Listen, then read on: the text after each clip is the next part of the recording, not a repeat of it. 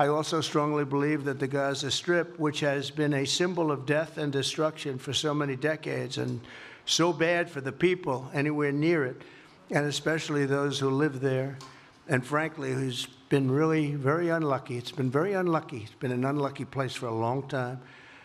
Being in its presence just has not been good, and it should not go through a process of rebuilding and occupation by the same people that have really stood there and fought for it and lived there and died there and lived a miserable existence there.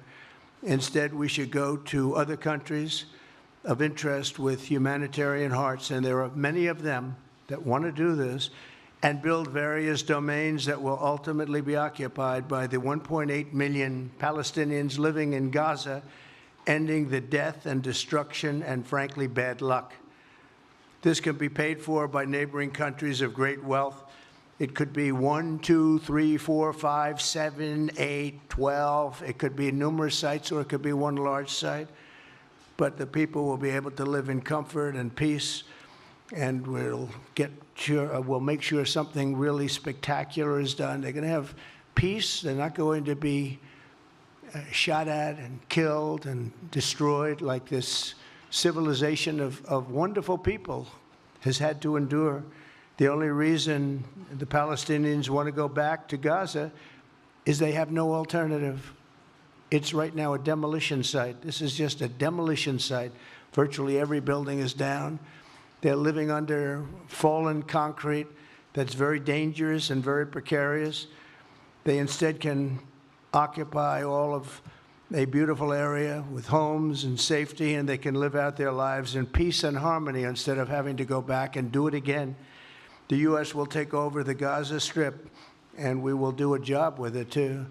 We'll own it and be responsible for dismantling all of the dangerous unexploded bombs and other weapons on the site, level the site and get rid of the destroyed buildings, level it out, create an economic development that will supply unlimited numbers of jobs and housing for the people of the area.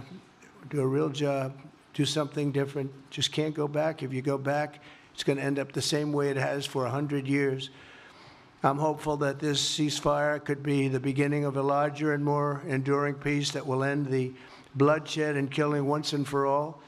With the same goal in mind, my administration has been moving quickly to restore trust in the alliance and rebuild American strength throughout the region, and we've really done that. We're a respected nation again.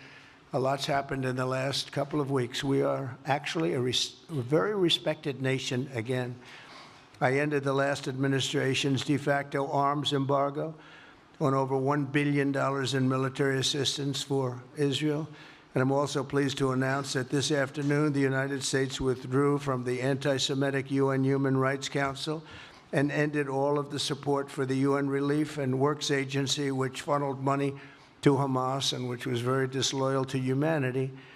Today, I also took action to restore a maximum pressure policy on the Iranian regime, and we will once again enforce the most aggressive possible sanctions, drive Iranian oil exports to zero, and diminish the regime's capacity to fund terror throughout the region and throughout the world.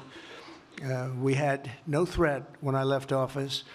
Iran was not able to sell oil. Nobody was buying oil because I said, don't buy it. If you buy it, you're not doing any business with the United States. And Hamas was not being funded. Hezbollah was not being funded. Nobody was being funded. There would never have been an October 7th. 2 weeks ago, I once again designated the Houthis as a terrorist organization. They're trying to destroy world shipping lanes, and that's not going to happen. And over the weekend, I ordered airstrikes against senior ISIS leaders hiding in the caves of Somalia and took them out. Here in America, we've begun the process of deporting foreign terrorists, jihadists, and Hamas sympathizers from our soil, just as we have people that are extremely evil, and we're sending them out of our country. They came from jails. They came from mental institutions and insane asylums, and they were dumped into our country. They're gang members. We're getting them out at numbers that nobody can actually believe. And every single country is taking those people back. They said they would never take them back, and they're all taking them back, and they're taking them back very gladly. And I recently signed an executive order combating the vile wave of anti-Semitism that we've seen in the aftermath of the October 7th attacks. Together, America and Israel will renew the optimism that shined so brightly just 4 years ago. It was really a bright, beautiful light. We will restore calm and stability to the region and expand prosperity, opportunity, and hope to our nations and for all people of the Middle East, including the Arab and Muslim nations. Very important. We want the Arab and Muslim nations to have peace and have tranquility and have great lives.